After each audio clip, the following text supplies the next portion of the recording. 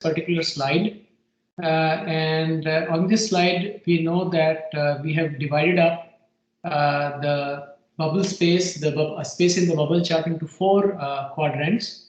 And we have a horizontal line here, which any campaigns above this horizontal line tells us that for those campaigns, the transaction conversion rate is higher than average, and below that, it is lower than average.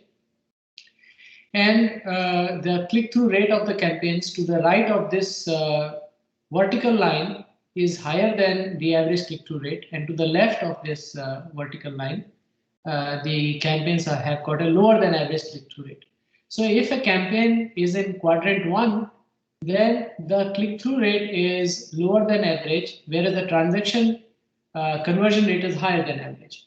Therefore, to improve the click-through rate, we have to focus on improving the ad copy and to also improve the match between the keywords and the ads, right? So that we can get more clicks. So that's what we have to do for campaigns in quadrant 1.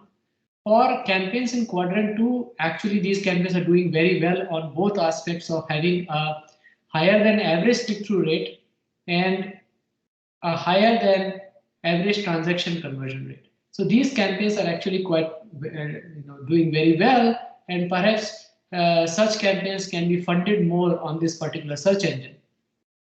If you look at quadrant 3, the click-through rate is again higher than average, but the transaction conversion rate is lower than average, which means that the culprit this time is the landing page, and either that design needs to be improved or the match between the ad creative and the landing page needs to be improved.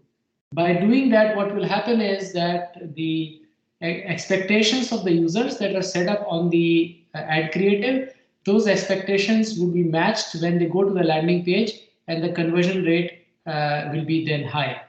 If we come to quadrant 4, we see that both the transaction conversion rate and the click-through rate are lower than average, and therefore such campaigns or keywords it's best to eliminate them unless and until the net revenue earned from these campaigns is fairly high for some reason, right? So this kind of summarizes the use of the bubble chart approach to figure out which campaigns on a particular search engine are doing well versus not.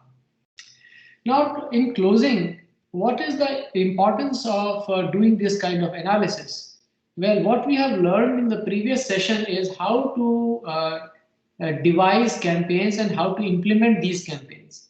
But once these campaigns are implemented, the next step is to actually try to analyze these campaigns. The data that is generated from these campaigns can be looked at, and then we can figure out how well are we doing on these campaigns. And based on this analysis, can we do better, right? This is what this Airtrans case is all about, right? We want to actually analyze this historical data, and we have proposed a way of this analysis here, which is a very generalized kind of an approach. You can use this kind of an approach in any campaign for any advertiser, really. And based on that, try to improve campaigns once you have generated sufficient data by running certain campaigns already, right? Also, another outcome that you might be interested in is that what is the ROI of a campaign? And to that end, you have another case coming up, which is the ROI of sponsored search advertising. So we'll discuss more on that later.